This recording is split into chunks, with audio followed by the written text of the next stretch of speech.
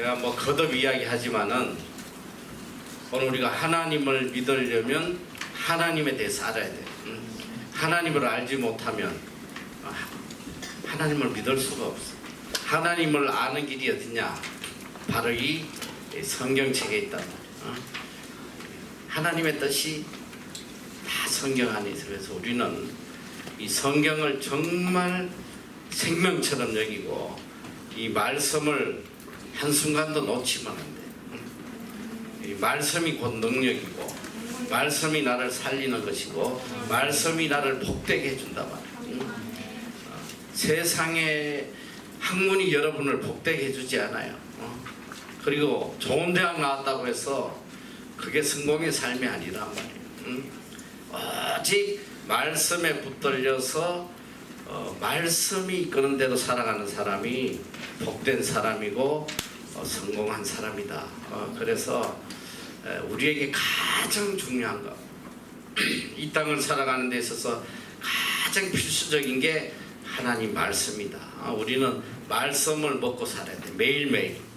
그리고 말씀이 인도하는 대로 살아가야 돼요. 그래서 성경에는 이 말씀의 능력을 여러 곳에서 가르치고 있지만 몇 가지만, 성경 구절만 여러분들에게 소개를 하면 시편 19편 7절에서 10절 우리 다 같이 한번 좀 읽어볼까? 시작. 여호와의 율법은 완전하여 영혼을 수정케 하고 여호와의 증거는 확실하여 온전한 자로 지혜롭게 하며 여호와의 율법은 정직하여 마음을 기쁘게 하고 여호와의 계명은 순결하여 영혼을 밝게 하도다. 여호와를 경외하는 눈은 정결하여 영혼까지 이르고 여호와의 규례는 확실하여 다 의로우니 그분은 많은 정금보다 더 상할 것이며 꿀과 진이꿀보다 더 달도다. 자, 여기 여호와의 율법은 이제 율법이라고 하는 것은 성경 말씀을 이야기하고 있어요. 여호와의 율법은 완전해서 영혼을 소생케 한다. 그리고 여호와의 증거는 확실하여 우둔한 자로 지혜롭게 한다. 이 말씀 안에 살면 다 지혜로운 사람이 된단 말이에요. 여러분, 세상을 지식으로 사는 사람은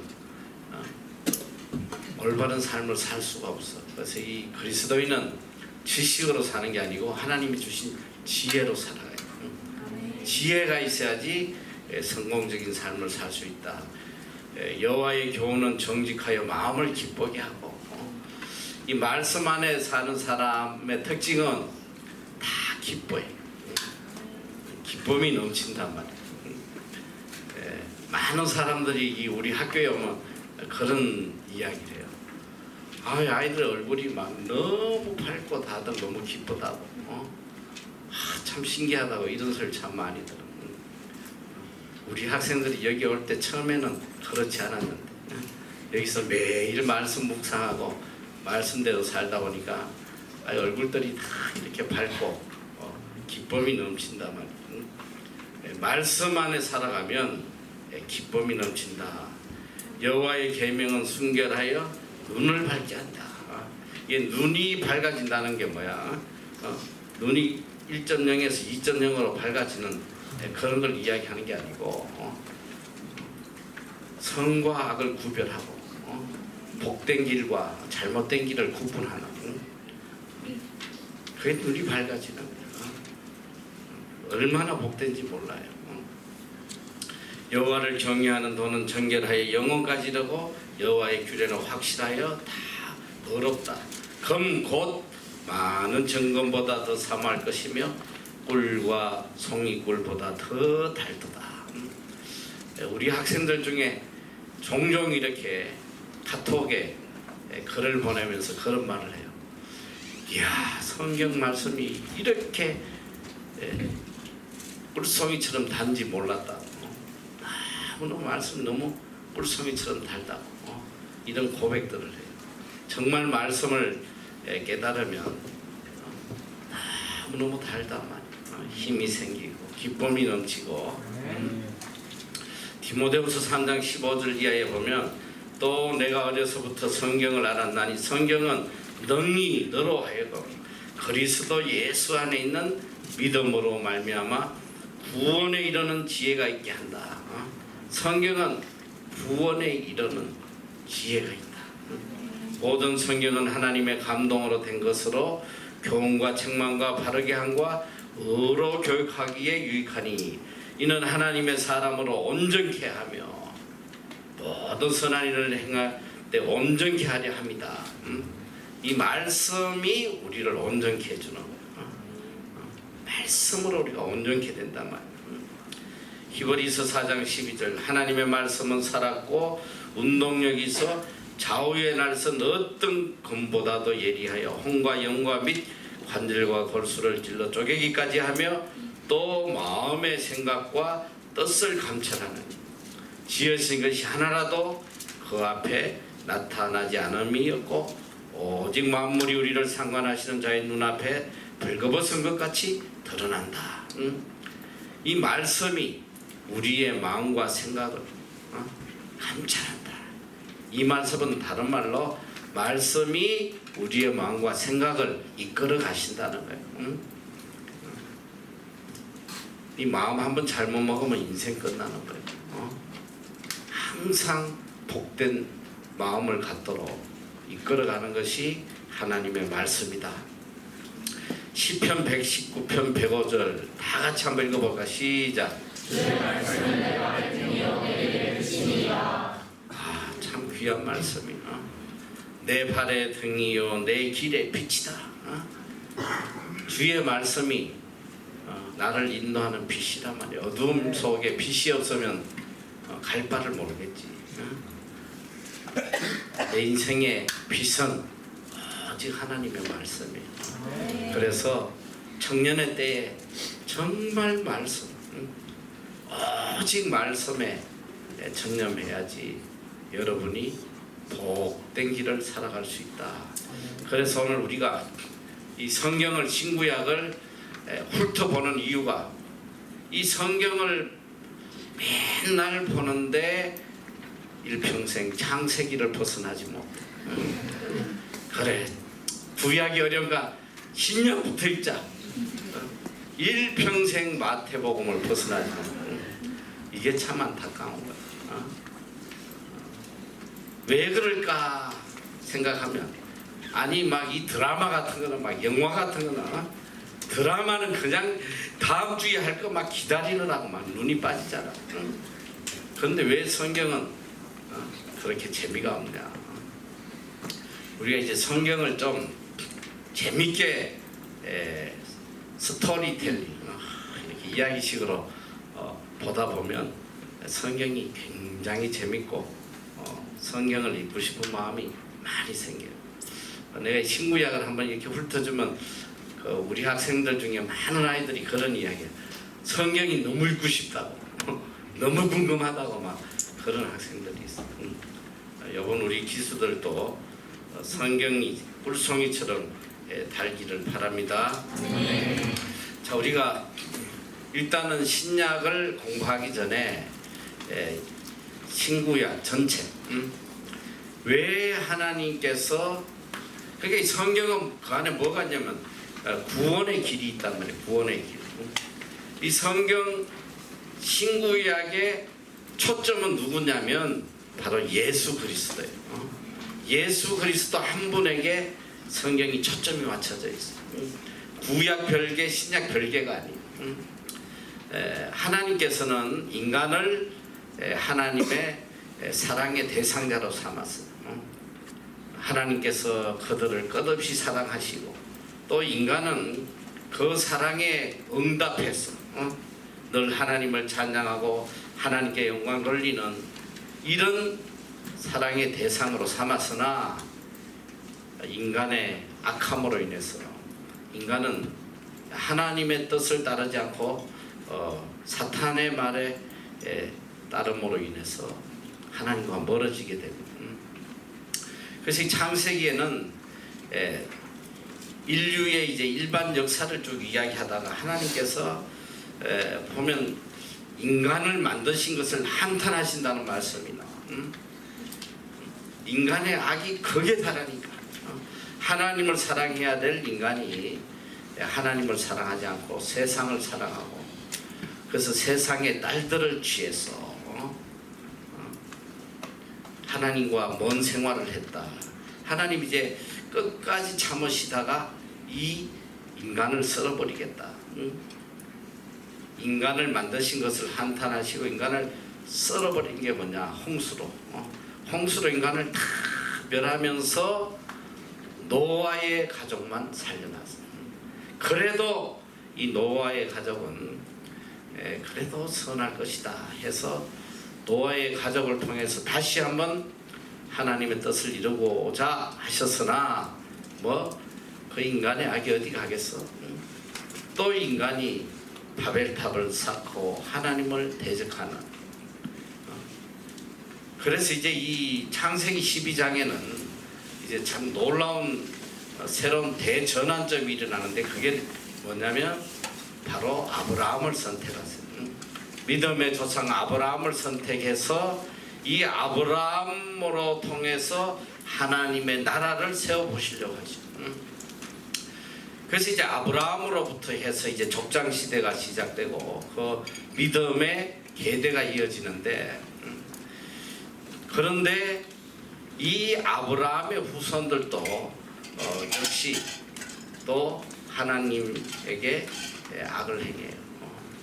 그래서 보면 이스라엘 민족이 애굽에 430년 동안 팔려가서 종로로 타는데 이 430년 동안 성경에 이 신구약 성경 전체를 들어서 하나님께서 인간에게 나타나시지 않는 두 번이 딱 있어요. 400년 동안. 이걸 하나님의 침묵기라고 그러는데 아예 그냥 상종 안 하시는 거. 말하기 싫었어. 관계를 단절하시는 그런 두 번의 시간이 나타나요. 그게 뭐냐면 이 이스라엘 민족이 애굽에 팔려가서 종로로 탈 때 그때 하나님께서 그들에게 나타나시죠. 그때 이제 이들이 이 애굽의 압제로 죽게 되었을 때에 비로소 그들의 조상 아브라함의 하나님을 찾게 돼요. 그래서 하나님께서 그들을 다시 모세를 통해서 구원하시는 내용이 나와요. 이제 모세의 시대가 시작이 돼요. 그래서 이제 출애굽기부터는 출애굽기, 레위기, 민수기, 신명기까지는 모세가 이스라엘 민족을 이끌고 가나안에 가는 그런 장면이에요.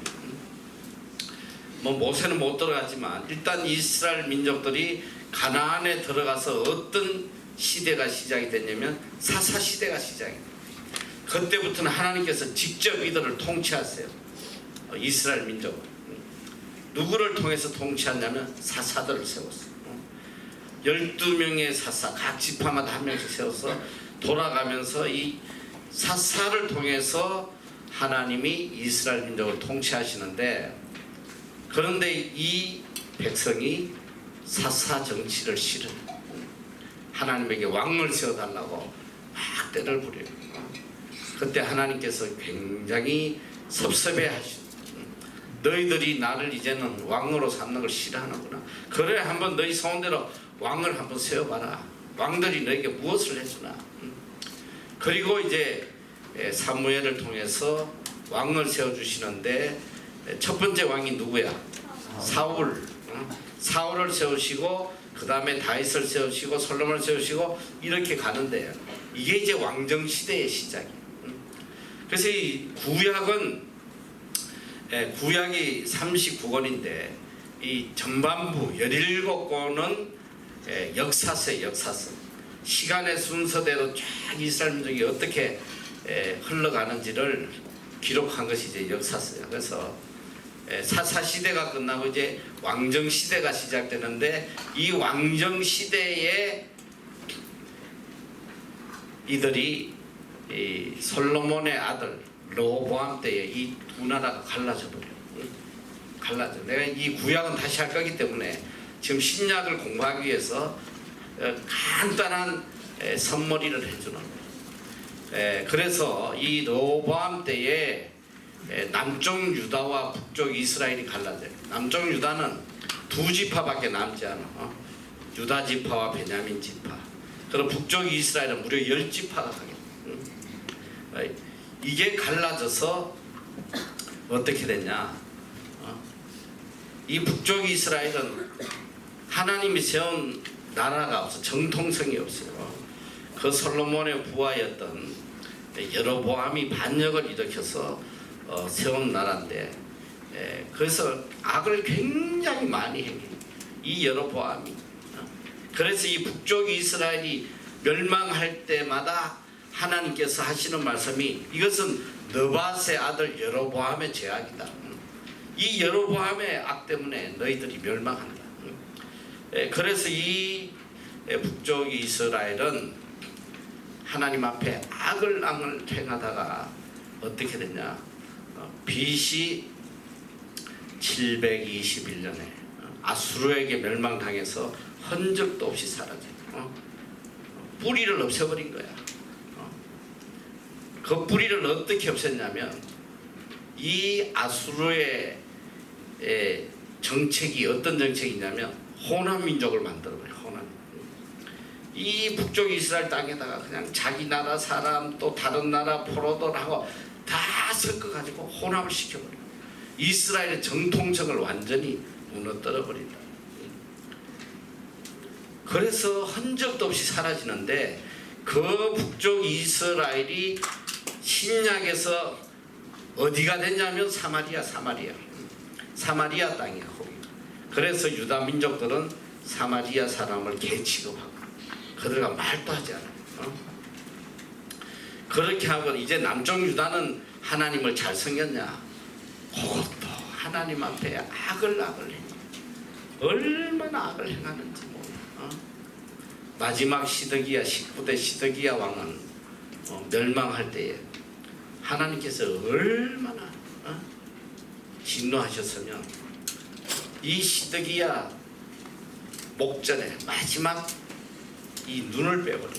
바벨론 왕 느부갓네살이 눈을 빼버리는데, 눈을 빼기 바로 직전에 어떤 장면을 보여주냐면, 시드기야의 모든 아들을 죽여버려요. 눈앞에서 죽여버리고 눈을 빼버리고 일평생 그 고통에 살도록. 이 이스라엘의 이 남쪽 유다의 왕들도 하나님이 보내주시는 선지자들의 경고를 안 듣고 끝까지 자기 뜻대로 하다가 비참하게 멸망하는데, 그래도 남쪽 유다는 뿌리를 남겨두셨어. 왜 그러냐면 하나님께서 다윗과의 약속이 있어. 내 왕조를 영원히 지켜주겠다. 그래서 BC 587년에, 그러니까 이게 북쪽 이스라엘이 멸망하고 134년 뒤에 남쪽 유다는 누구에게 멸망하냐면 바벨론에게 비참하게 멸망을 당했어요. 세 차례의 침공으로 인해서 완전히 그냥 예루살렘이 초토화되고, 그 바벨론으로 이스라엘 민족을 다 끌고 포로로 데려가 버려요. 그때 포로로 끌려간 사람들이 이제 에스겔 선지자라든지 다니엘이라든지 이런 사람들이 이제 끌려가서 바벨론에 몇 년 동안 포로 생활하냐? 무려 70년 동안. 하나님께서 다 예언을 하세요. 70년 뒤에 너희들을 다시 회복시켜 주겠다. 70년 동안 바벨론에 포로 생활을 해요. 그리고 이제 돌아왔어. 포로 시대에서 이제 다시 귀환을 해서 예루살렘을 재건을 했는데, 그때 돌아와서 영적 운동을 일으키고, 이제 다시는 우리가 죄짓지 말고 바로 하나님 뜻대로 살자 하고 이제 영적 부흥 운동이 일어나. 그 리더가 누구냐면 바로 느헤미야와 에스라예요. 이 느헤미야, 에스라 중심으로 영적 운동이 일어나는데, 그게 얼마 못 가더라고요. 얼마 못 가요. 얼마 못 가서 또 악을 행하는 거야. 얼마나 악을 행하는지 몰라. 그때 하나님께서 구약의 마지막으로 보낸 선지자가 누구냐? 말라기야. 말라기 선지자가 와서 그들의 악함을 책망해. 얼마나 그들의 악을 행하는지.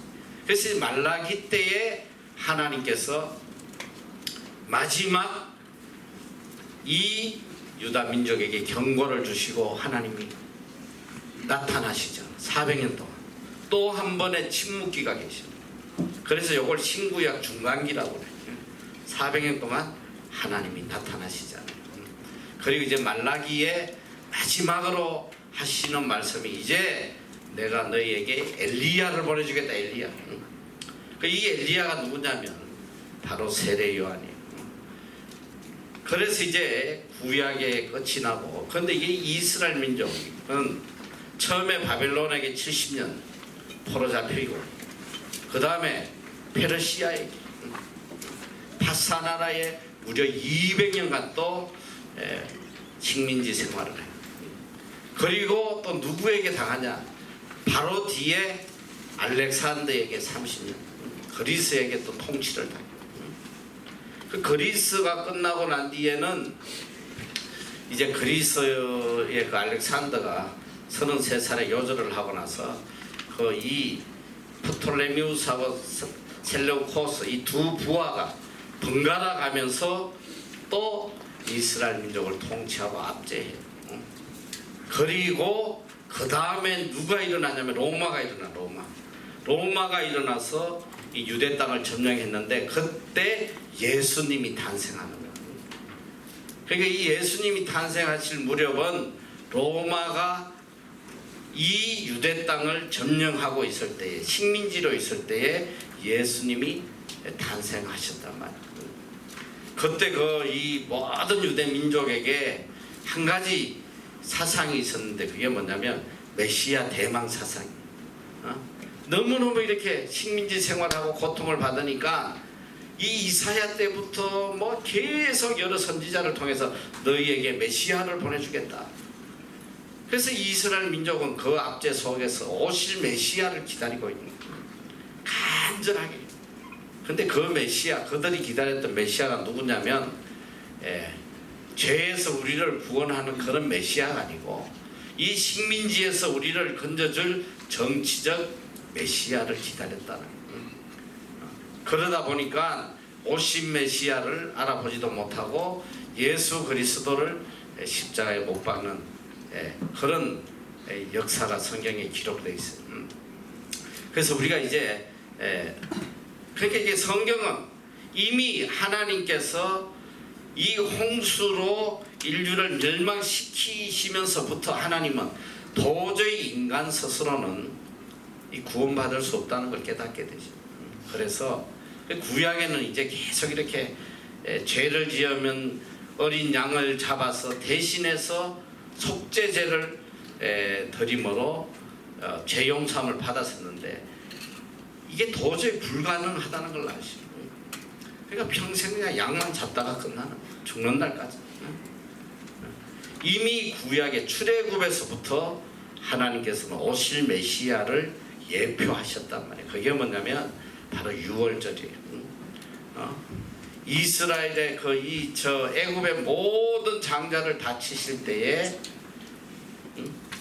집 문설주에 양의 피를 묻혀놓은 것은 하나님께서 그 죽음이 그것을 넘어서 그들을 구원하는, 이게 벌써 어린 양으로 오신, 어린 양의 피로 우리를 속죄할 것을 이미 구약시대에 예표로 오실 메시아, 어린 양으로 오실 예수 그리스도에 대해서 예표해 주셨단 말이에요. 그래서 성경은 끝없이 오실 예수 그리스도에 초점을 맞추고 있어요. 이미 구약의 많은 선지, 미가라든지 이사야라든지 많은 선지자들이 앞으로 오실 메시아에 대해서 증거하고 있어요. 그 성경은 결국 예수 그리스도로 끝이 난다. 자, 그래서 이제 그런 환경 속에 예수 그리스도가 오신다. 이 신약의 신구약 전체가 같은 주제지만 바로 성경은 우리 인간의 구원에 대해서 이야기하고 있는 거예요. 죄에서 우리를 구원하시고 우리를 영원한 하나님의 후사로, 하나님의 자녀로, 또 천국 시민으로 만드시기 위해서 그리스도를 보내시고 성경은 그걸 가르쳐주고 있다. 그러니까 우리가 성경을 볼 때에 항상 거기에 초점을 맞춰야 돼. 왜 예수 그리스도께서 이 땅에 오셨고 십자가에 돌아가셨고 예수를 믿는 우리에게 어떤 은혜를 주셨는가, 그걸 생각하고 살아야 돼. 우리의 모든 죄를 사해 주시고 의롭게 하시고 우리의 힘으로 절대로 죄 사함을 받을 수 없는 것을 예수 그리스도의 피로 깨끗이 우리를 죄에서 의롭게 하시고 이제 정죄받지 않게 하시고 하나님의 자녀로 하늘나라에 가게 해주셨다. 성경은 이걸 가르치는 거예요. 그래서 우리가 이제 성경을 볼 때마다 늘 천국의 소망을 두고 성경을 봐야 돼. 세상의 소망을 두고 보면 세상의 축복으로 변질되는 거예요. 이 성경은 말이지 어떤 관점에서 보느냐에 따라서 너무나 다르게 해석이 되는 거예요. 세상의 복에다 초점 맞추면 또 성경이 그렇게 다 풀려요. 그렇게 풀린단 말이야. 아, 하나님 믿으면 그냥 복 받는구나, 출세하는구나, 성공하는구나. 아, 그런 성경 구절만 갖다 대봐, 다 맞아 떨어져 간단 말이야. 장사들은 자기 장사하는 거에다 갖다 붙이면 또 정확하게 또 그게 풀린단 말이지. 네, 지난번 잠깐 이야기한 것 같은데, 이야, 이 생수 정수기 장사하는 사장님이 와서 한국 제일 큰 정수기 회사 장로님이라고 그러는데 한번 간증을 하는데 보니까 물로 성경을 푸는데 창세기부터 창조 때부터 수면으로부터 시작되는 거야. 수면으로. 그래가지고 예수님 생수의 강이지 뭐 다 물로 막, 우와, 또 그런 또 물의 진리가 있는지 몰라. 너무 신기하더라고. 그렇게 푸는 거 보니까. 그게 아니란 말이야. 그게 아니야. 성경은 오직 예수 그리스도에게 초점이 맞춰져야 되고 천국에 초점이 맞춰야 돼. 천국에 초점을 맞추지 않으면 이거 다 거짓 사도들이요. 세상의 복을 가르치면 이건 다 거짓 사도들이라. 오늘 이제 우리가 성경을 이렇게 단편적으로나마 지금 공부를 하겠지만은 초점을 어디에 두고 하냐면 오직 천국 복음. 천국. 주님이 이 땅에 오신 목적이 천국 복음을 알려주시기 위해서 오셨다. 천국. 그래서 우리가 철저하게 천국 중심의 삶을 살아야 된다.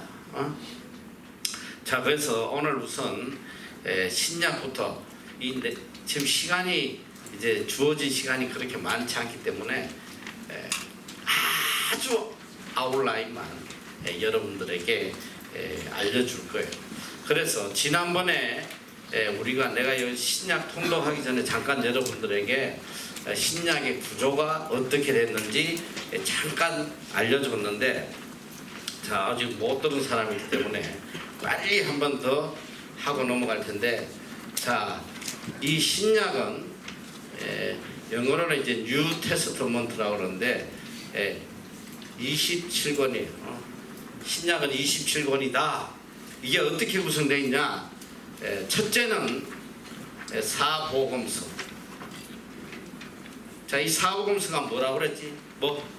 마태, 마가, 요한. 이걸 사복음서라고 그래요. 요거는 마태, 마가, 누가, 요한인데, 요거는 예수님의 행적에 대해서 기록해요. 예수.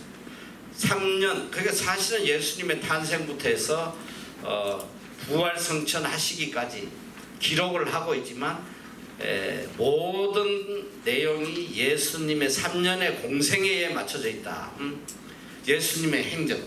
자, 이 사복음서가 먼저 기록이 되어 있는데, 사복음서 중에 내가 어떤 복음이 있다고 그랬어? 4개 중에 3개는 뭐다? 이 마태, 마가, 누가는 공간복음이야. 공간. 같은 관점에서 바라보는. 저자는 다르지만 똑같은 관점에서 바라봤다. 그래서 이게 신학적 시납틱이라고 시납틱. 이 같은 공통의 시야를 가지고 봤다. 그 요거 마태, 마가, 누가는 내용이 거의 같아요. 약간의 차이가 있으나 거의 내용이 비슷해. 근데 요한복음은 완전 다른 방향에서 예수님을 기록하고 있다. 그래서 이 첫 번째 신약에는 4개의 사복음서가 기록되어 있다. 그리고 이 사복음서 다음에 신약에는 유일하게 역사서가 하나밖에 없어요. 구약에는 17개가 있는데 이 시간의 순서에 따라서 기록한 역사서는 유일하게 뭐다? 사도행전. 자, 사도행전이 있고 이 사도행전은 역사서와 서신서를 연결해주는 역할을 하고 있다. 그리고 그 다음에 나오는 게 이제 서신서. 이거는 편지예요, 편지. 편지로 쓴 걸 모아놨어요. 이게 총 몇 개냐면 서신서가 21개, 21개. 근데 이 서신서에 가장 많은 서신이 누구냐면 바울서신이에요. 바울서신은 13개라고도 하고 14개라고도 한다. 그건 뭐냐면 히브리서 때문에 그래. 히브리서가 이게 바울서신이 아니냐 이건 아직 명확하지 않아요. 그리고 나머지는 공동서신, 예수님의 제자들이 기록한 7개의 공동서신이 있다. 이 공동서신은 특별한 대상이 없고 모든 그리스도인들에게 증거해주는 공통적인 내용이다. 그래서 이 예수님의 제자들이 쓴 거예요. 베드로 전후서, 유다서, 야고보서, 요한 1, 2, 3서. 그러니까 이 네 제자에 의해서 쓰여진 것이 공동서신이다. 그리고 바울서신은 로마서에서 빌레몬까지 기록이 되어 있다. 그리고 마지막이 뭐냐? 예언서야. 이 구약에는 예언서가 17개나 되는데 신약에는 딱 하나, 요한계시록이다. 그러니까 이제 여러분이 앞으로 이 성경 찾기가 굉장히 쉬워. 이렇게 구성되어 있습니다. 사복음서 예수님에 대한 이야기 찾으려면 무조건 앞에 찾으면 돼. 그리고 그 사이에 사도행전. 근데 이 신약에서 제일 중요한 파트가 뭐 제일 중요한 건 아니지만은 이 복음서와 서신서를 연결해주는 이 교량역을 하는 게 사도행전인데, 이 사도행전은 뒤에 나오는 모든 이 서신서를 다 포함하고 있어요. 그러니까 우리가 서신서를 공부를 따로 하지도 않고 사도행전을 공부하면 이 서신서가 어떻게 쓰여졌는지 다 나와 있단 말이에요. 그래서 굉장히 중요해요, 사도행전. 자, 신약은 이렇게 해서 총 몇 개? 27개 이렇게 구성이 되어 있다. 그래서 내가 오늘 어떻게든 사복음서를 끝내려고 했는데 어떻게 될지 모르겠다. 자, 빨리 한번 훑어보는데, 자, 그래서 신약에 지난번에도 이제 우리가 신약을 빨리 재밌게 공부하기 위해서는 지리를 알아야 된다고 했어요. 이 지리를 알아야지만 성경을 재밌게 빨리 공부를 해요. 지도를 대충 이렇게 그려본다면 이렇게 돼 있어.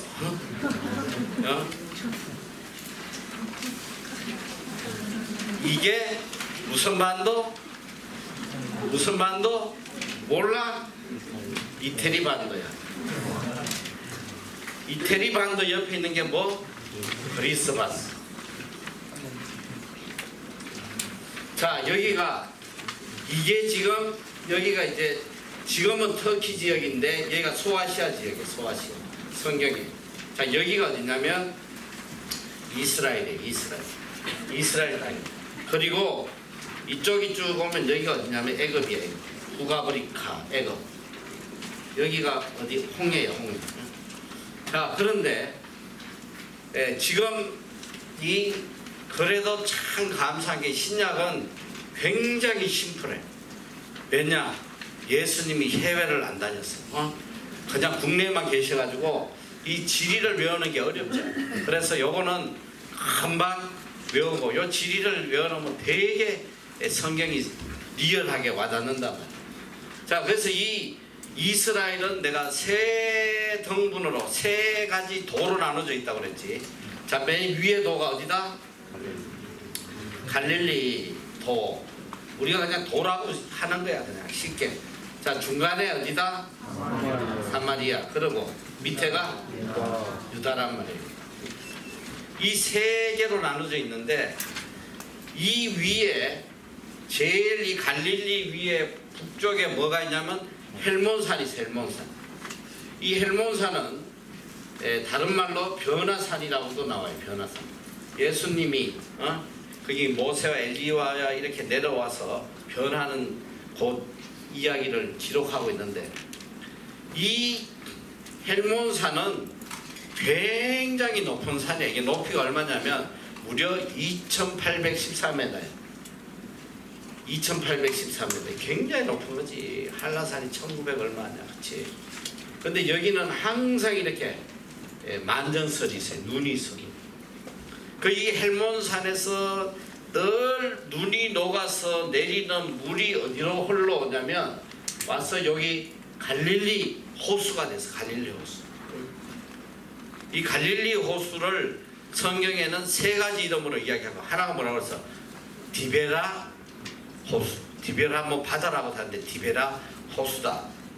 그리고 게네사렛 호수다.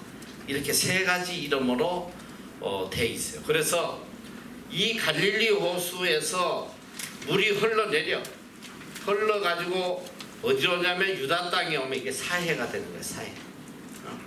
그리고 이 요단강은 요걸 요단강이라고 해요. 갈릴리 호수에서 사해로 흘러가는 강이 바로 요단강이다. 이 요단강은 길이로 하면 한 100km 조금 더 돼. 그러니까 이 땅 자체가 이게 한 100km 조금밖에 안 돼. 그러니까 굉장히 작은 땅. 그러니까 사나흘 길이면 간단 말이야. 사나흘 걸었어. 큰 땅이 아니에요. 자, 그래서 이스라엘은 이렇게 갈릴리, 사마리아, 유다로 돼 있다. 그래서 갈릴리에 사는 사람들이 이 유다로 이 예루살렘 성전에 뭐 제사를 지내러 가려고 할 때 이 유다 땅을 통과해야 되는데 절대로 통과하지 않아. 이래가지고 절대로 가지 않아. 그리고 유대인들은 절대로 사마리아 사람하고 이야기하면 안 돼. 항상 이렇게 돌아가는 거예요. 이방 땅으로. 그렇게 멸시하는 민족이 사마리아다. 이게 바로 북쪽 이스라엘이 있었던 지역이다. 혼합된 민족이다. 자, 그래서 우리가 지금 이 세 곳의 지명을 잠깐 좀 한 번 더 외우고 넘어갈 텐데 지도 한번 띄워보지.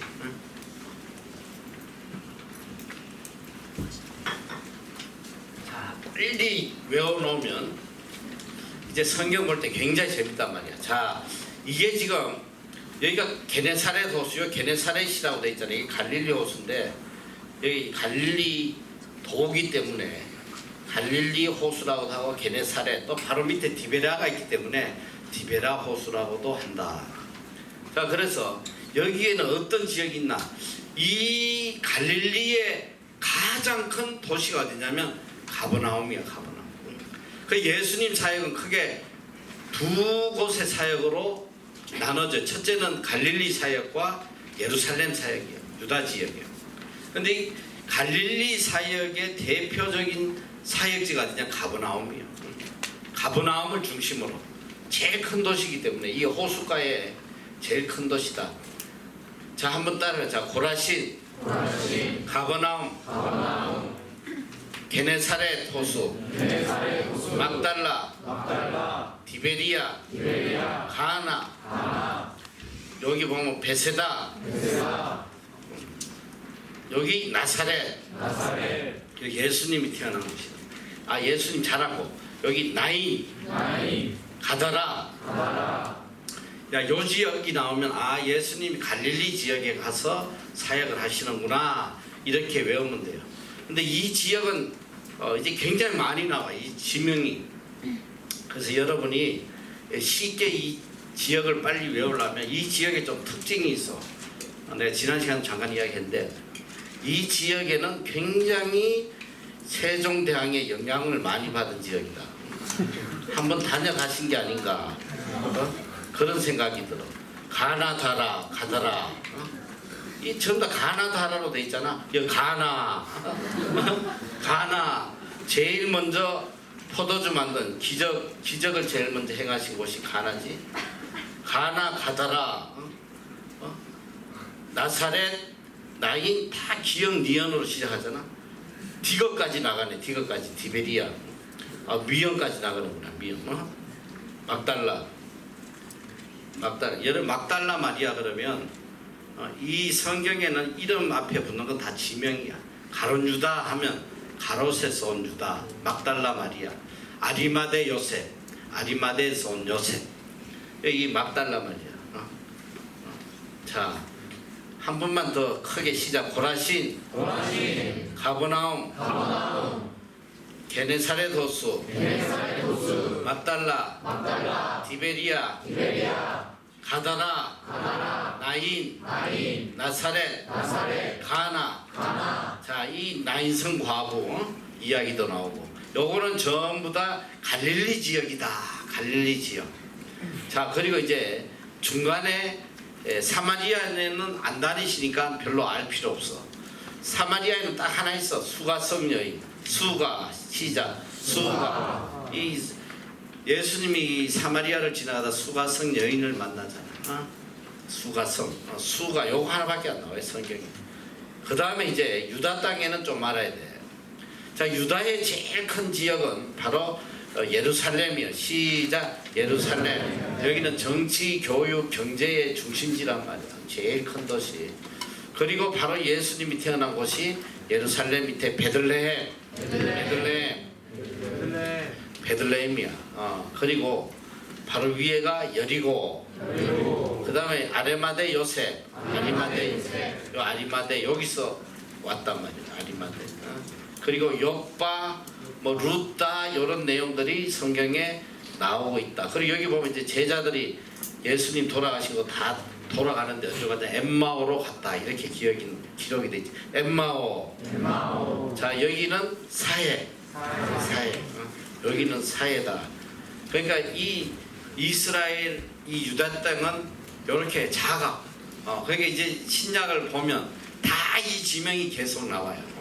그러면 여러분이 아 예수님 예루살렘 쪽에 계시구나 아니면 갈릴리에 계시구나 이거를 여러분이 이제 쉽게 이제 알 수가 있다. 그리고 이제 예수님의 행적 3년간의 행적에 대해서는 여러분이 어떻게 구분을 하냐면 3년 동안 도대체 뭐 하셨을까? 어쨌든 첫째 년도에는 뭐 하시고 둘째 연도에는 뭐 하시고 이걸 구분하는 방법이 시간과 장소로 구분이 돼요. 자, 시간적으로 예수님의 3년의 공생애가 어떻게 되냐면 6월절을 기준으로 우리가 알 수 있는 거예요. 매년 4월 달에 드리는 6월절 제사를 통해서 예수님이 첫 번째 공생애는 어디 계셨고 무슨 일을 하셨고 이렇게 구분 지을 수 있는 게 바로 6월절이다. 예수님은 이 땅에 오셔가지고 6월절을 몇 번 보내시냐면 공생애 시작하고 몇 번을 보내시냐면 4번을 보내신 4번. 마지막 6월절에 잡혀서 십자가에 돌아가시는. 그런데 우리가 이제 예수님은 3년 공생애라고 그러는데 이제 성경학자들이 잘 요걸 따져보면 정확히는 3년하고도 한 50일 정도가 돼 있어요. 50일 정도. 그래서 첫 번째 6월절을 지내시기 전에 했던 50일의 행적 이게 굉장히 중요한 거예요. 왜냐? 예수님의 공생의 첫 시작이기 때문에. 자, 그래서 예수님의 이제 이 연도별 사역은 6월절을 기준으로 해서 우리가 알 수 있고 그 다음에 중요한 것은 어디에서 사역하셨냐? 예루살렘이냐? 갈릴리냐? 이 지역을 가지고 예수님의 사역을 또한 구분을 할 수가 있다. 그래서 이제 우리가 이제 첫 번째 유월절을 맞이하기 전에 예수님이 하신 사역이 뭘까? 제일 먼저 하신 사역, 예수님 제일 먼저 공생애 시 하신 제일 먼저 사역이 뭐야? 몰라? 포도주 마시고 싶어? 자, 예수님이 공생애 시작하면서 제일 먼저 하신 게 세례를 받으신 거예요. 세례 요한, 요단강에 내려가서 세례 요한에게 세례를 받으셨다. 이게 공생의 시작을 알리는 신호탄이야. 세례를 받으셨다. 그래서 이 성경에는 여러 곳에 이 예수님의 세례 받는 장면이 나와요. 마태복음 3장 13절에 보면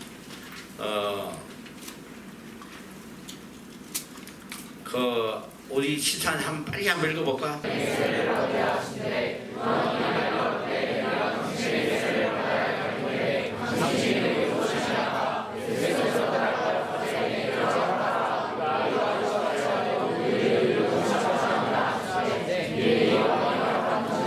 자, 이 예수님의 세례받는 내용은 마태복음 3장 13절에 나와 있고 또 마가복음 1장 9절에도 나와 있고 누가복음 3장 21절에도 나와 있는데 이제 이 요한복음에도 이 내용이 물론 나와 있어요. 요한복음에도 나와 있는데 예수님께서 세례를 받고 이제 세례를 받고 나오셔가지고 두 번째 하신 행적이 뭐냐면 놀랍게도 두 번째 하신 행적이 뭘까? 시험을 받으셨어. 두 번째 행적은 놀랍게도 제자를 삼아. 이건 정말 참 놀라운 제목이에요. 이 제자를 삼았다는 내용이 어디에 나오냐면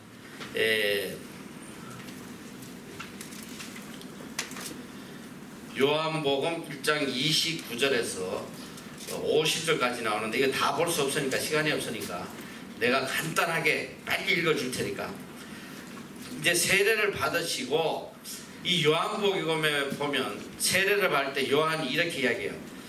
요한이 예수께서 자기에게 나오심을 보고 가로되 보라 세상 죄를 지고 가는 하나님의 어린 양이로다. 요한복음 1장 29절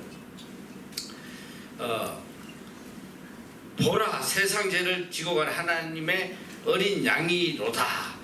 그래 뒤에 쭉 보면 나는 너에게 그러니까 34절 나도 그를 알지 못하였으나 나를 보내어 물로 세례를 주라 하신 그이가 나에게 말씀하시되 성령이 내려서 누구 위에든지 머무는 것을 보고는 그가 곧 성령으로 세례를 주는 이인 줄을 알라 하셨기에 내가 보고 그가 하나님의 아들이심을 증거하였노라 하니라. 그리고 바로 뒤에 나오는 35절부터 어떤 내용이 나오냐면 이튿날 세례를 받은 다음날 요한이 자기 제자 중 두 사람과 함께 섰다가 요한의 제자야. 요한의 제자 둘이가 예수의 다니심을 보고 말하되 보라 하나님의 어린 양이로다. 두 제자가 이 요한의 말을 듣고 그의 말을 듣고 이 두 제자가 누구의 제자냐면 원래 요한의 제자란 말이야. 두 제자가 그의 말을 듣고 예수를 쫓거늘 예수께서 돌이켜 그 쫓는 것을 보시고 물어가라사대 무엇을 구하느냐 가로되 랍비여 어디 계시 오니까 이제 물어 예수님이 둘이가 쫄쫄 따라오니까 야 너희들 무엇을 원하는 거야 하니까 어디 계세요 이렇게 묻는 거예요. 그러니까 예수님이 말씀을 해서 come and see 교회마다 많이 붙어있더라. come and see 와보라 와보라 와서 봐 내가 어디 있는지. 저희가 가서 계신 데를 보고 그날 함께 거하니 때가 제 10시쯤 되었더라. 요한의 말을 듣고 예수를 쫓는 두 사람 중에 누가 제일 먼저 따라간 시몬 베드로의 형제 안드레. 예수님을 제일 먼저 따라간 사람이 누구냐? 안드레야. 그리고 그가 그 형제 시몬을 찾아서 이야기해. 야, 메시아를 만났다. 형도 같이 가. 막 해가지고 누굴 데려왔냐면 베드로를 데려왔어. 안드레와 베드로가 제일 먼저 예수님을 쫓아갔어. 내가 요한의 아들 시몬이니 장차 개발하리라. 그때 예수님께서 베드로를 보시고 넌 앞으로 개발해라. 응? 이야기를 하시죠. 그리고 이튿날 또 누가 따라오냐면 예수께서 갈릴리로 나가려 하시다가 빌립을 만나 이르시되 나를 쫓으라 하시니, 빌립은 안드레와 베드로와 한 동네 베세다. 아까 베세다 어디 있는지 알지? 호수 옆에. 다 어부 출신이란 말이에요. 빌립이 또 누굴 데려오냐면 나다니엘을 찾아 이르되 바로 우리가 메시아를 만났다. 이렇게 해서 총 몇 명이 예수님을 따라갔냐면 처음에 4명이야. 자, 지금 성경에 나오는 게 누구라고 했어요? 자, 첫째 누구? 안드레. 그 다음에 베드로, 빌립, 나다니엘. 이 4명이 처음으로 예수님을 따라간 거예요. 너희들이 이제 주일학교에서 어떻게 배웠냐면 이렇게 배웠어. 예수님이 어느 날 갈릴리 호수를 걸어가시는데 어부들이 많이 있어서 얘들아 너희들 고기 낚는 어부가 되지 말고 사람을 낳는 어부가 되라. 이랬더니 다 그물을 던져놓고 예수님을 따라갔다. 나는 그렇게 배웠거든. 너희는 어떻게 배웠는지 몰라도. 응? 그게 아니야. 자, 그런데 이제 내가 이 첫 번째 제자에 대해서 이야기하는데 하기 전에 여러분에게 12제자에 대해서 먼저 빨리 설명을 좀 해줄게요. 이 예수님의 12제자는 예수님 사역 초기에 다 세워진 게 아니야. 처음에 5명, 그리고 나머지는 공생의 2년 차에 나머지 제자를 세우는 내용이 나오고 있어요. 자, 그래서 이제 12명의 제자에 대해서 내가 짧게 좀 이야기를 하는데, 첫째, 이 제자들에 대해서 외우기가 굉장히 쉬워. 예수님의 12제자는 이 8명은 굉장히 외우기가 쉬워. 이 8명은 불가분의 관계야. 절대로 떨어지지 않아. 성경에 항상 그 이름이 같이 나와요. 자, 제일 많이 나오는 것은 여러분이 알다시피 베드로, 안드레 형제잖아, 그렇지? 베드로, 안드레 이 2명은 뭐 떨어뜨릴 수 없이 형제니까. 그러니까 형제 제자가 몇 명이냐면 6명이나 돼요. 예수님 제자 중에 형제가. 둘째 제자는 누구냐면 야고보야. 야고보. 그래서 이거는 야고보는 이제 성경에 무려 3명이 나오는데, 야고보, 큰 야고보, 얘는 키가 좀 커서 큰 야고보라고 그래. 155, 키가 좀 커. 이 야고보의 형제는 요한이야.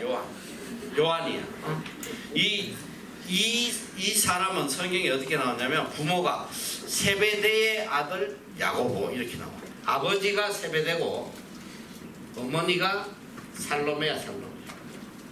이 많이 나와. 많이 등장해. 이 살로메가 좀 치맛바람이 심해요. 예수님 찾아와서 자기 아들 좀 한 잔이 달라고 계속 그 치맛바람 하는 여자인데, 큰 야고보 요한이 또 형제야. 그런데 작은 야고보가 또 있어. 키 135. 요거 이제 작은 야고보예요.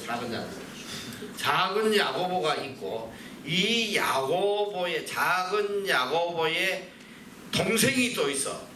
그게 성경에는 다데오라고 나와요. 다대기가 아니고 다데오예요. 이 다데오는 원래 이름은 다대기가 아니고 다데오가 아니고 원래 이름은 누구냐면 유다였어. 원래 이름은 유다였으나 가룟 유다가 예수님을 배신하고 난 뒤에 아마 이름을 바꾼 게 아닌가 그렇게 보고 있어요. 그래서 야고보와 다데오, 작은 야고보. 자, 어쨌든 형제 6명은 불가분의 관계예요. 그런데 한 사람은, 요거는 친구야. 동네 친구인데 항상 같이 붙어 있어. 이름이 떨어져 있잖아. 바로 빌립이야. 빌립과 누구라고 그랬어 방금? 나다니엘. 나 다니엘이야. 빌립과 나다니엘인데 이 나다니엘은 가끔 성경에 이름이 바돌로메로 나와요. 바돌로메. 같은 사람이에요. 바돌로메. 빌립과 나다니엘, 바돌로메. 요거는 항상 같이 붙어 다녀. 일단 8명은 쉽게 외웠잖아. 8명 쉽게 외웠지. 그리고 그 다음에 아홉째는 뭐 여러분 너무나 잘 알잖아. 예수님 모심했던 누구야? 도마. 또 10번째 세리마테. 또 하나가 또 누구야? 시몬인데 이 시몬은 이름 앞에 항상 뭐가 붙어 있었냐면 가나안인 시몬이다 이렇게 돼 있어. 시몬 베드로하고 헷갈리지 않게. 가나안인 시몬. 그리고 12번째 가룟 유다다. 자, 이 예수님의 제자가 12명인데 처음에 예수님을 따라간 사람들은 자, 베드로, 안드레, 그 다음에 빌립과 나다니엘. 요게 가장 먼저 예수님을 따라갔어요. 제일 먼저 세례를 받고 바로 세례 요한의 제자로 있다가 예수님을 따라간 제자들이에요. 그런데 이제 성경에는 5명으로 이야기하고 있어요. 왜냐하면 요 내용을 기록한 사람이 바로 요한이에요. 요한도 이때 같이 있었다고 봐. 왜냐하면 그런 내용이 나와. 같이 있었다는 내용이. 자, 어떻게 했든 이렇게 해서 처음에 2번째 하신 게 뭐냐? 세례 받고 바로 5명의 제자를 삼으셨다. 그리고 그 다음에 하신 사역이 뭐냐면 바로 시험을 받으신 거예요. 시험. 예수님이 시험을 받으셨다. 자, 3번째는 광야에서 시험을 받으셨다. 시험 40일 금식 후에 시험을 받으셨는데 이 중요한 거 뭐냐? 이 시험을 누가 받게 했냐? 이게 중요한 거예요. 누가? 마귀에게 누가 시험을 받게 했어? 누가? 마귀가? 성경에 보면 마태복음 3장 16절 예수께서 세례를 받으시고 곧 물에서 올라오실새 하늘이 열리고 하나님의 성령이 비둘기같이 자기 위에 임하심을 보시더니 하늘로서 소리가 있어 말씀하시니 이는 내 사랑하는 내 기뻐하는 자라 하십니다. 그때에 예수께서 성령에게 이끌리어 마귀에게 시험을 받으러 광야로 가사 40일을 밤낮으로 금식하신 후에 줄이셨다. 예수님을 시험받게 인도한 사람이 누구다? 성령이에요. 성령이 데리고 가신 거예요. 성령이 시험을 받도록 데려가셨다. 자, 그래서 이 예수님 50일 동안 지금 첫 번째는 우리가 세례를 받으시고 제자를 삼으시고 그 다음에 시험을 받고 그 다음에 하실 일이 뭐냐면 바로 포도주 만드는 거. 이제 예수님께서 시험을 다 받고 난 뒤에 어디로 가시? 가나로 갔어요. 가나 혼인잔치에가 우리가 이렇게 유추를 해보면 예수님이 이제 이 예루살렘 요단강변에서 세례를 받으러 사흘 길을 오실 때에 이미 부모들하고 약속을 하신 것 같아. 몇월 며칠 우리 사촌 저기 철수 결혼할 때 거기서 만나자고 이렇게 약속을 해놓으신 것 같아요. 그래서 보니까 이 5 제자를 데리고 혼인잔치에 참여해요. 근데 혼인잔치에 가서 보니까 그러니까 혼인잔치에 이제 포도주가 떨어졌는데 예수님이 이제 물로 포도주를 만들어서 주는 장면이 나와요. 그러니까 예수님 생애 첫 번째 행하신 기적이에요. 이게 물로 포도주를 만드신 거예요. 그래 이 술 좋아하는 놈들은 이 구절을 굉장히 좋아해요. 예수님이 술을 만드신 분이라고 최초로 술을 만드는데 자 여기서 내가 한번 물어볼게요. 예수님이 이제 첫 번째 기적을 행했어.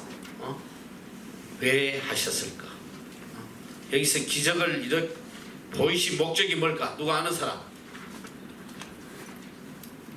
응? 왜 이 기적을 행하셨을까? 포도주가 드시고 싶었어? 이 요한복음 2장 1절부터 이제 11절까지 그 내용을 기록하고 있는데, 자 11절에 이렇게 돼 있어요. 11절. 예수께서 이 처음 표적을 갈릴리 가나에서 행하여 그 영광을 나타내심에 제자들이 그를 믿으니라. 누가 믿었다? 제자들. 이게 5명이 처음으로 예수님을 따라다녔지만 긴가민가 하고 따라온 거야. 이분이 메시아인가 아닌가 할 때에 이들이 확실히 믿게 하시기 위해서 기적을 보이시더라고요. 응? 제자들이 믿도록 하기 위해서 기적을 보이셨다. 응? 그래서 이제 그 첫 번째 기적을 행하시고 그 다음에 가신 곳이 어디냐면 바로 가버나움이야. 아까 이야기했듯이 제일 큰 도시, 갈릴리에서 가장 큰 도시 호숫가에 가버나움에 가셔가지고 거기에 보니까 요한복음 2장 12절에 그 후에 예수께서 그 어머니와 형제들과 제자들과 함께 가버나움을 내려가 거기 여러 날 계시지 않았다. 왜 가버나움에 가셨냐? 이제 본격적으로 가버나움 사역을 시작하시기 위해서 둘러보러 가신 거예요. 거기에 이제 선교 센터를 이제 보러 가신 거지. 가버나움 쪽에 어떻게 여기서 사역지를 이제 자리를 알아보러 가신 거예요. 자, 그리고 이제 요게 이제 첫 번째 50일 동안 예수님이 하신 일이고, 그 다음에 바로 여러분이 이제 예수님의 행적을 보려면 주로 예수님이 예루살렘으로 올라가셨다 하는 내용이 주로 유월절을 지키기 위해서 예루살렘에 가신다, 이렇게 내용이 나와요. 자, 첫 번째 이제 공생애야. 1년 첫 번째 유월절. 요한복음 2장 13절에 보면 유대인의 유월절이 가까운지라 예수께서 예루살렘으로 올라가셨더니 첫 번째 유월절로 가신 거예요. 공생애 첫 해. 그런데 그 당시의 상황이 어땠냐? 그 당시에 이 예루살렘에 유월절 행사가 있는데,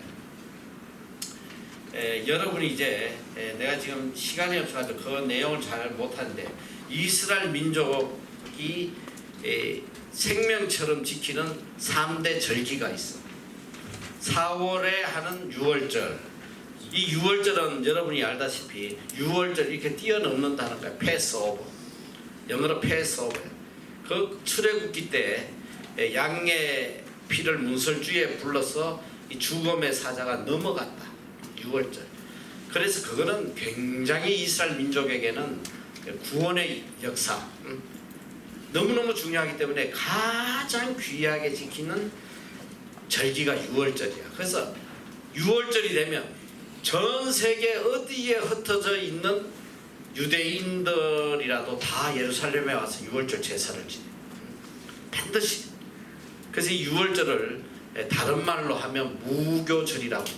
왜냐면 그때 이제 무교병을, 굽지 않은 빵을 이렇게 먹으라고 하나님이 말씀을 하셨기 때문에 이 무교절이라고도 이야기한다. 유월절. 그리고 6월달에 지키는 또 큰 절기가 하나 있어. 이거는 오순절이야. 오순절. 이 오순절은 뭐냐면 6월절로부터 해서 50일 되던 날을 기념해서 지키는 거예요. 오순절.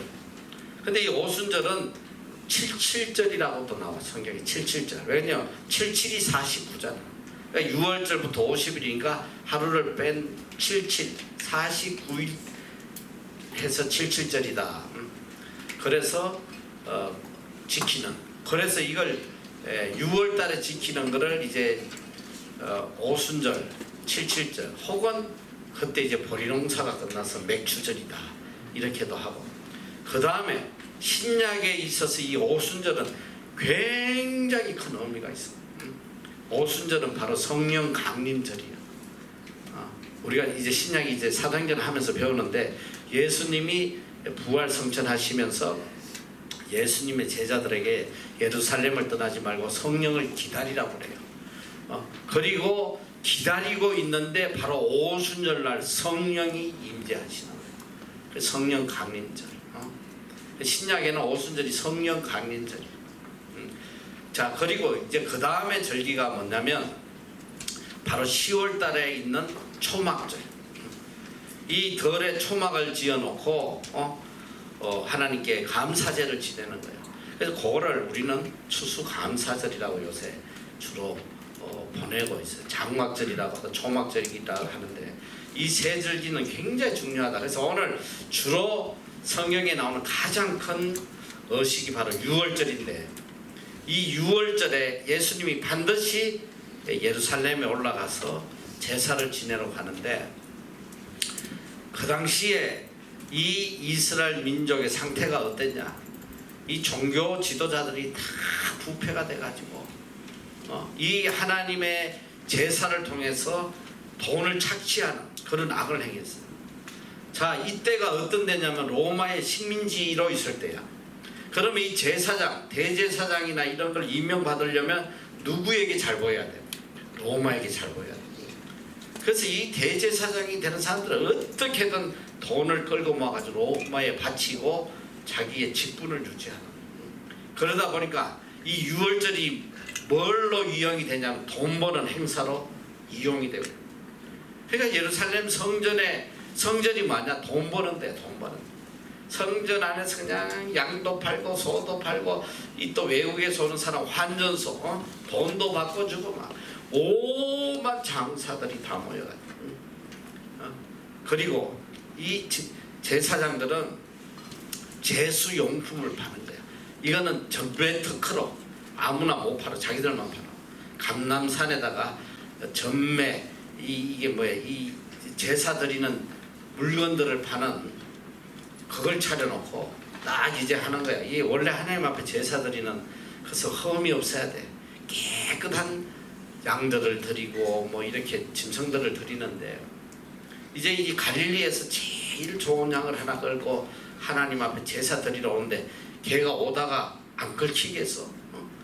산을 넘고 막 오다 보면 산악길 오다 보면 발톱도 까지고 뭐 상처도 나잖아. 그러면 야 이거 발톱까지 샀네 다시 사와. 이래 가지고 뭐 물건도 팔고 돈을 착취하는 그런 악한 일을 했어. 예수님이 이제 처음으로 유월절 제사를 지내러 공생에 처음으로 딱 와서 성전을 보니까 예수님이 공생의 첫 해에 제일 먼저 하신 게 뭐냐? 성전을 뒤엎어버린 거야. 성전이 아니라 이거는 강도의 굴절이다. 요한복음 2장 13절에 보면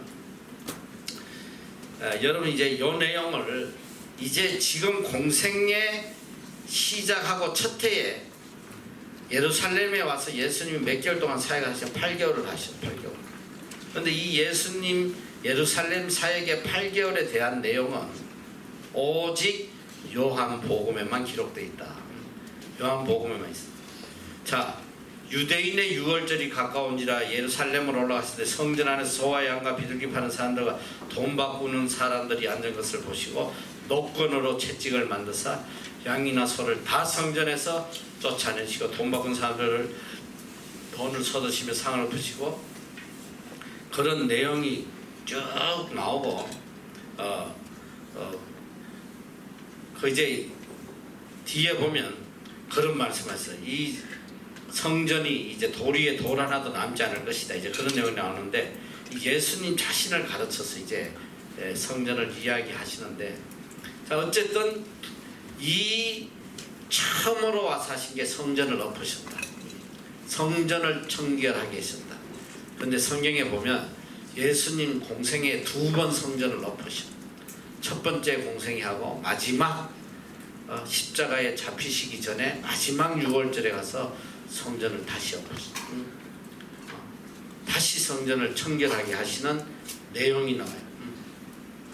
자, 그렇게 하고 예루살렘에서 뭘 하시냐? 요한복음 2장 23절. 6월절에 예수께서 예루살렘에 계시니 많은 사람이 그 행하시는 표적을 보고 그의 이름을 믿었으니. 예수님이 가셔서 뭘 했냐? 기적을 행하신 거야.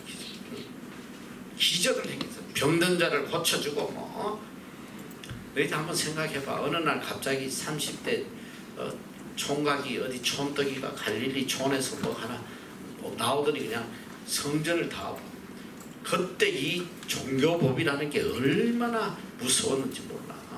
성전 안에서 마음에 안 들면 이 대제사장들 마음대로 죽이게 돼 있어. 법이. 성전 안에만 유일하게 로마의 법이 침범을 못했어. 그걸 존중해줬어. 그런데 어느 날 갑자기 이 촌떡이 하나 가지고 막 다 엎어버리고 하니까 이게 얼마나 충격이겠어. 그때부터 이 대제사장 이 사두개인들 모두 모든 초점이 그냥 예수에게 소리가 저 누구야 저거. 그런데 바로 예수님을 손을 못 댄 이유가 있어요. 놀랍게도 예수님이 그때 오셔가지고 표적과 기적을 해. 이 표적과 기적을 행하니까 수많은 추종자들이 생겨난 거예요. 엄청나게 많은 사람들이 예수님을 따라오게 됐어요. 그래서 이때부터 예수님은 이제 모든 감시의 대상이 된 거지. 그리고 이제 첫해 오셔가지고 한 게 성전을 청결하게 하시고 그 다음에 이적과 말씀을 행하시고 요한복음 4장 1절 2절에 보면 예수의 제자를 삼고 세례를 주는 것이 요한보다 많다 하는 말을 바리새인이 들은 줄을 주께서 아신지라. 이게 뭐냐면 많은 무리들이 이제 예수님을 추종하기 시작했다. 그리고 그 다음에 공생에 하신 게 이제 니고데모. 드디어 바리새인들이 예수님을 믿는 사람이 생기기 시작했다. 예수님 결국은 이 바리새인들 그리고 사두개인들에 의해서 죽임을 당하시지만은 이 유대인들 중에 이 바리새인들 중에도 예수님을 추종하는 사람이 생기게 했다. 그 대표적인 게 유대 관원이 니고데모였다. 그래서 니고데모에게 거듭나 본어게인 중생의 진리를 가르치는 내용이 나와요. 그리고 이제 예루살렘에서 8개월 사역을 하시고 갈릴리로 이제 다시 내려가시고 갈릴리로 가는 길에 뭘 하셨냐? 가는 길에 사마리아를 통과하셔. 사마리아. 그래서 사마리아 여인을 만나서 참 예배가 무엇인지를 가르쳐 주시고, 그리고 그 다음에 나오는 내용이 왕의 신하의 아들을 병을 고쳐주는 기적을 또 보여주세요. 그 다음에 가버나움에 가셔가지고 백부장의 신하를 고쳐주는 또 역사가 나와요. 그리고 이제 이 6월절에 가가지고 예수님이 예루살렘에서 서타가 되신 거 아니야. 전 세계에서 유대인들이 다 왔고 갈릴리에서도 다 왔고 그런데 거기서 이적을 행하고 병을 고치고 막 성전을 뒤엎고 했는데 갈릴리에 가서 고향에 나사렛에 갔어. 그럼 어떻게 되겠어? 우리 마을에 뭐가 났다? 스타가 나온 거 아니야. 스타. 이야 우리 마을에 이런 위대한 사람이 태어났구나. 그러면 현수막을 붙여야지. 환영. 예수 그리스도 환영. 잘 보여야 될 거 아니야. 너희들 요새도 봐. 시골에 사법고시 1차만 붙으면 그냥 누구가 1차 합격해가지고 2차에 떨어질 텐데. 그냥 좋은 말 어기부터 막 붙여놔요. 뭔 동창회장 된다고도 붙여놓고 막 웃기지도 않아요. 그건 뭔 시골도 아니야.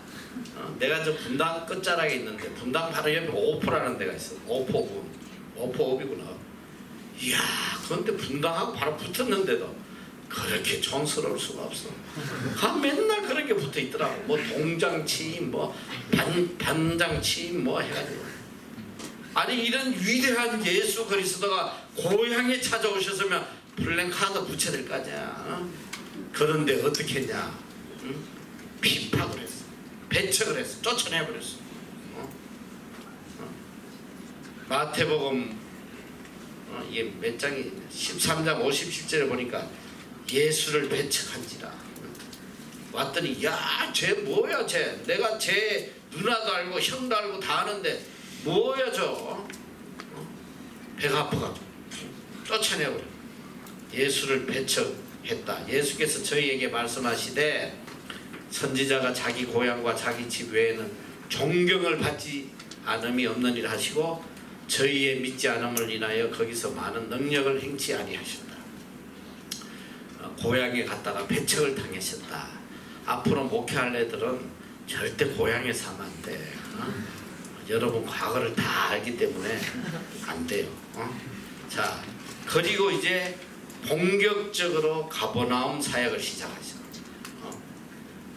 본격적으로 이 갈릴리 사역, 가버나움을 중심으로 하면서 예수님이 이제 이 갈릴리 지역에 와서 제일 먼저 하신 말씀이 뭐냐? 회개하라, 천국이 가까웠다. 회개하라, 천국이 가까웠다는 거야. 이 복음의 시작이 어디서 나오냐? 회개하라, 천국이 가까웠다. 회개부터 하라는 거지. 회개하라, 천국이 가까웠느니라 하시니라. 자, 예수님께서는 와서 이 두 가지 사역을 하세요. 첫 번째는 뭐냐면 말씀 사역, 천국 복음을 전가하시는 말씀 사역. 둘째는 치료 사역이에요. 병든 자를 치료해 주시고. 왜 병든 자를 치료해 주시냐? 천국 복음을 믿게 하기 위해서 하시는 거예요. 치료가 목적이 아니고 치료함을 받아서 그들이 천국 복음을 믿게 하시기 위해서 이 두 사역을 시작을 하셨다. 자, 그래서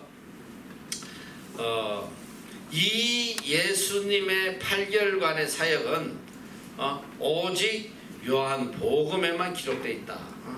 5 제자를 세우시고 혼인잔치에 참여하시고 가버나움에 가서 전도하시고 성전을 청결하게 하시고 예루살렘에 이적을 행하시고 니고데모를 만나고 수화성에 이런 내용은 오직 요한 복음에만 기록이 되어 있다.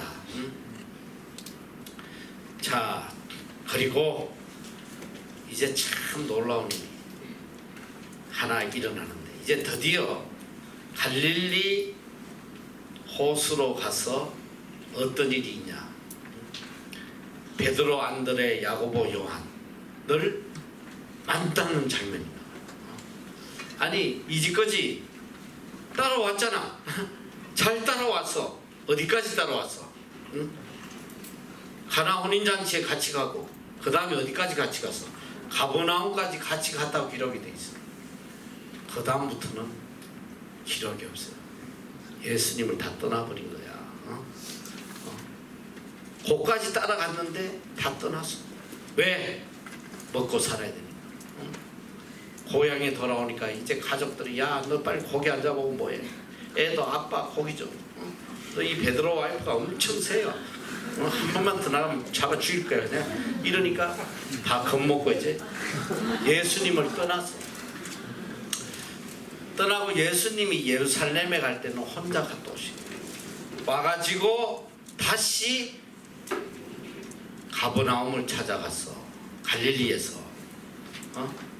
이게 여러분들이 주일학교에서 배운 내용이라 이 소리야. 여기 보면 마태복음 4장 14절 갈릴리 해변에 다니시다가 두 형제고 베드로라는 시몬과 그 형제 안드레가 바다에 검을 던지는 것을 보시니 저희는 어부라.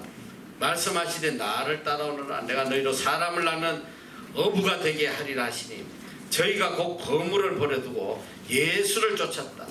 거기서 더 가시다가 다른 두 형제 세베대 아들 야고보와 그 형제 요한이 거부친 세베대와 한 가지로 배에서 거물 깁는 것을 보시고 부르시니 너희가 그 배와 부친을 버려두고 예수를 쫓았다.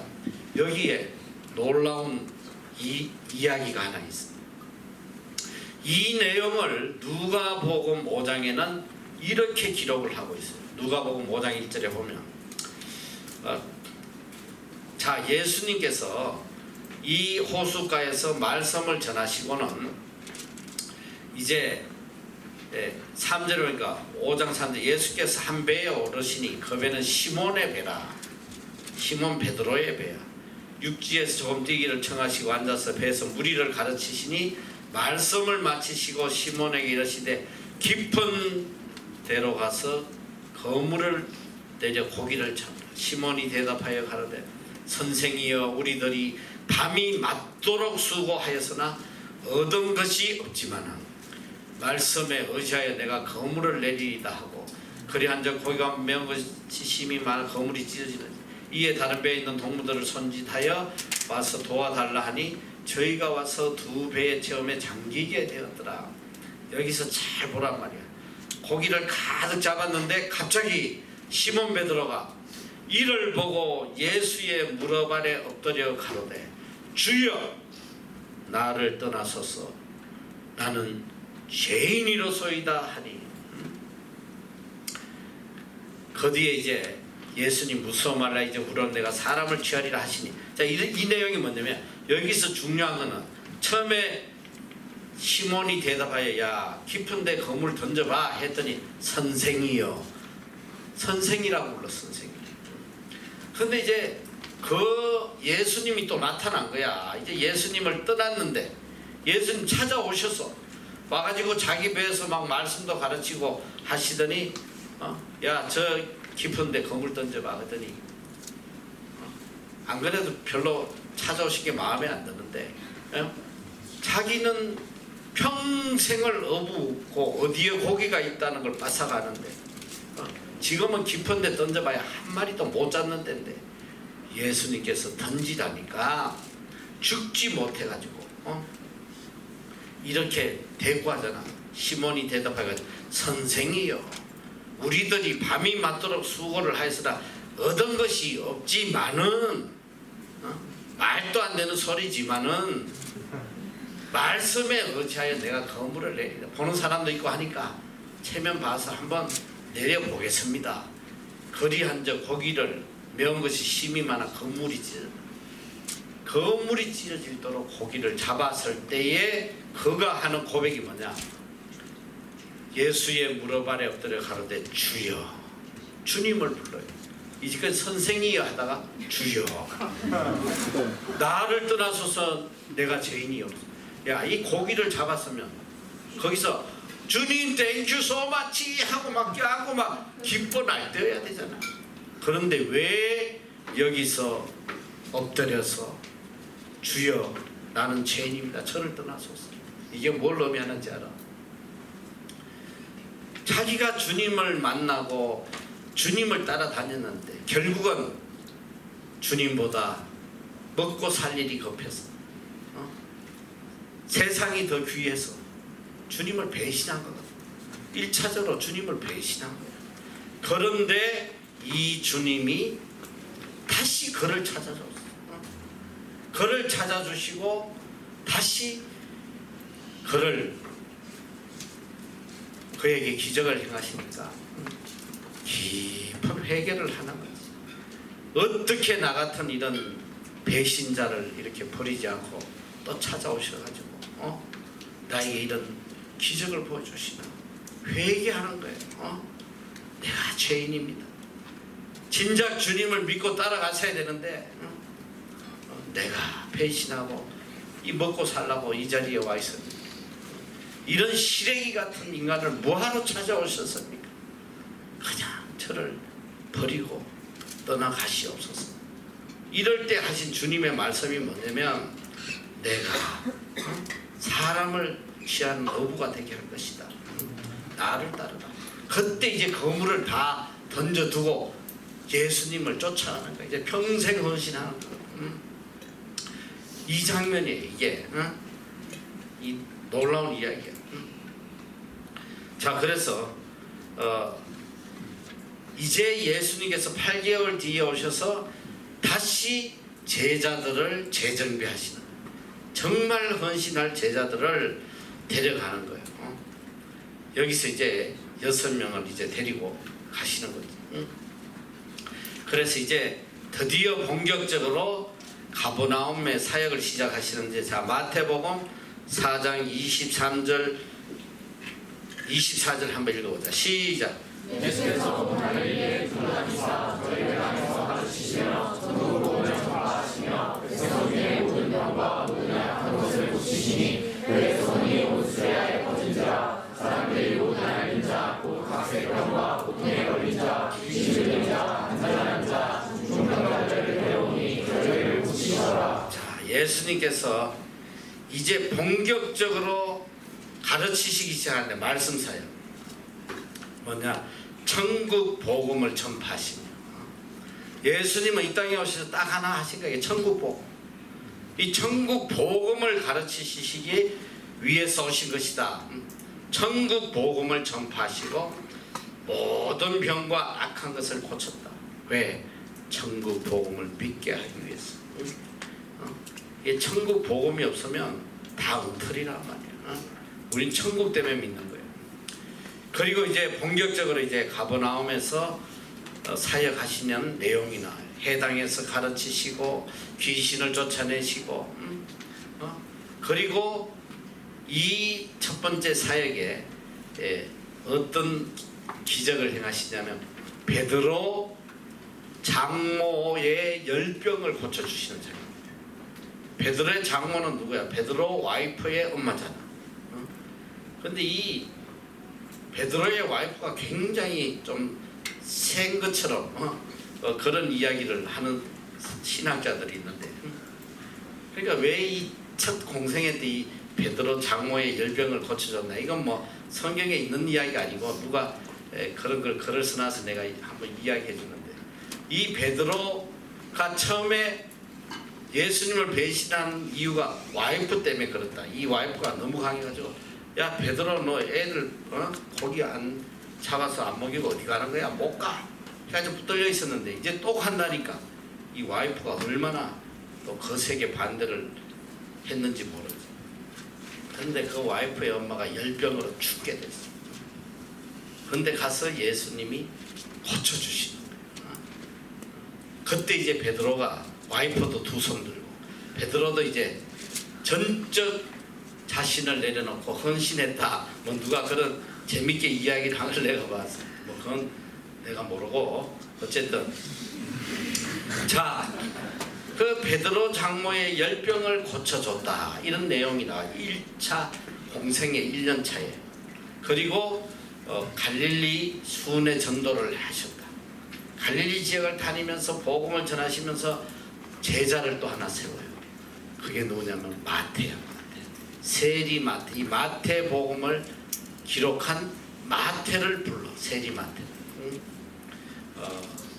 그 내용이 이제 1차 첫 번째 연도 공생애에서 일어났던 일을 기록을 해놨다. 여기 이제 예수님의 첫 번째 사역이다. 오늘 시간이 벌써 다 됐네. 예수님 1년차 공생애에 하신 일들, 요 내용을 이제 기록을 하고 있다. 그래서 오늘 저기 다 끝내려고 했더니 안 되네. 그러니까 빨리 이 공생애 끝나고 사도행전하고 빨리 해야 됩니다. 자, 이제 여러분이 성경을 이제 요 어쨌든 신약을 다 끝나고 난 뒤에 읽으면 정말 영화를 보는 것처럼 생생하게 성경이 여러분에게 보여줄 거예요.